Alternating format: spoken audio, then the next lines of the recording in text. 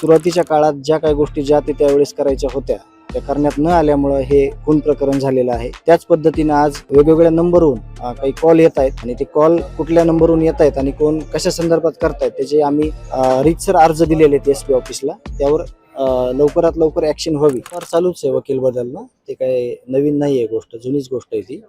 परंतु आज ज्या प्रकारे आरोपींच्या वकिलांनी किंवा आरोपींनी की जे सरकारी वकील आहेत संतोष अण्णा देशमुख प्रकरणातील ते बदलण्यात यावे असा एक अर्ज दिला होता, तर तो आज अर्ज रिजेक्ट केलेला आहे। ॲज इट इज जशात तसे हेच वकील ही केस पुढे चालवतील अशी ऑर्डर देखील झालेली आहे आणि यापुढं साक्षीदारांची लिस्ट येणाऱ्या तारखेला 7 तारखेला दिली जाईल आणि केस चालू होईल। मात्र अशी देखील चर्चा सुरू आहे की जे यामध्ये साक्षीदार आहेत तुम्ही या संदर्भात कुणावरती दबाव येतोय असं काही घडत आहे? ह्या केसला बाकीच्या काही केसेस आहेत त्याच्याशी कम्पेअर केलं जात आहे। याविषयी मी रीतसर जे आपले SP साहेब आहेत त्यांना सगळ्या गोष्टी सांगितलेल्या आहेत, कागदोपत्री दिलेले आहेत आणि त्यावर त्यांनी ॲक्शन देखील घेणं गरजेचं आहे। कारण का आपण या केसमध्ये बघितलेलं आहे सुरुवातीच्या काळात ज्या काही गोष्टी ज्या ते त्यावेळेस करायच्या होत्या त्या करण्यात न आल्यामुळे हे खून प्रकरण झालेलं आहे। त्याच पद्धतीने आज वेगवेगळ्या नंबरवरून काही कॉल येत आहेत आणि ते कॉल कुठल्या नंबरवरून येत आहेत आणि कोण कशा संदर्भात करतायत त्याचे आम्ही रीतसर अर्ज दिलेले आहेत एसपी ऑफिसला। त्यावर लवकरात लवकर ॲक्शन व्हावी। कुणाला कॉल येत आहेत आणि काय म्हणणं आहे नातेवाईक आणि मी स्वतः आहे त्याच्यामध्ये।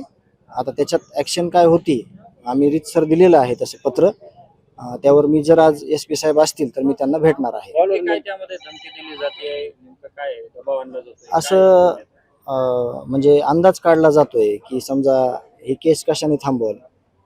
आता तुम्हाला सगळ्याला माहिती आहे, गावकऱ्यांना माहिती आहे, सगळ्या राज्याला माहिती आहे या लोकांना फाशी झाल्याशिवाय ही केस कुठंच थांबणार नाही कुठल्याच कंडिशनवर, आणि जे केलेलं घोर पाप आहे त्या पापाची शिक्षा त्यांना मिळणार आहे।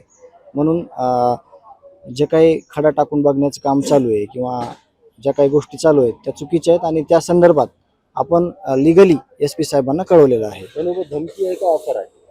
नाही, त्याला नाही आपल्याला सांगता येणार काय आहे ते, परंतु ते म्हणजे आता त्याच्यात पुढं आपण त्याच्यात इंटरेस्ट घेत नाही कुठल्या गोष्टीत, म्हणून आपल्याला त्या संदर्भात बोलता नाही येणार। ते ॲक्शन SP साहेबांनी पोलीस प्रशासनानं घेतली पाहिजे। म्हणून ह्याचं उत्तर जे आहे किंवा ते काय आहे ते SP साहेब किंवा पोलीस प्रशासनानं सांगणं गरजेचं आहे। विज्युअल निकम साहेबांची नियुक्ती रद्द करावी म्हणून हा अर्ज जो जेलमधून आरोपीने पाठवला होता तो अर्ज न्यायालयाने नामंजूर केलेला आहे। नियुक्तीची बाब ही न्यायालयाच्या कक्षेमध्ये येत नाही असं माझं म्हणणं होतं आणि ती बाब न्यायालयाने स्वीकारलेली आहे। मात्र वारंवार आरोपींचे वकील बदलले जातात, यापूर्वी देखील युक्तिवाद झाला, पुन्हा काही आरोपींनी वकील बदलण्याचं काय? आज वाल्मिक कराडच्या वतीनं घाणेकर साहेबांचं वकीलपत्र त्यात आलेलं आहे। अर्थात त्याच्यामध्ये आम्हाला काही बोलण्याचा अधिकार असू शकत नाही। गेल्या वेळेस जी हार्ड डिस्क होती ती इथं ओपन होत नव्हती, त्या हार्ड डिस्कमध्ये जे काही मटेरियल आहे ते एक्सपर्टच्या ऑफिसमधूनच आम्ही पेनड्राईव्हमध्ये भरून आणलं आणि सर्व पेनड्राईव्ह आरोपींना देण्यात आलेले आहेत। ते व्हिडिओ आमच्याकडे नाही आहेत। पंचनामा करताना साक्षीद्वारे त्याचं व्हिडिओ रेकॉर्डिंग केलं जातं आणि ते स्ट्रेट दिल्लीच्या ऑफिसला जातं, त्याची प्रत आमच्याकडे नाही। त्यामुळे जी प्रत आमच्याकडे नाही ती आम्ही देऊ शकत नाही।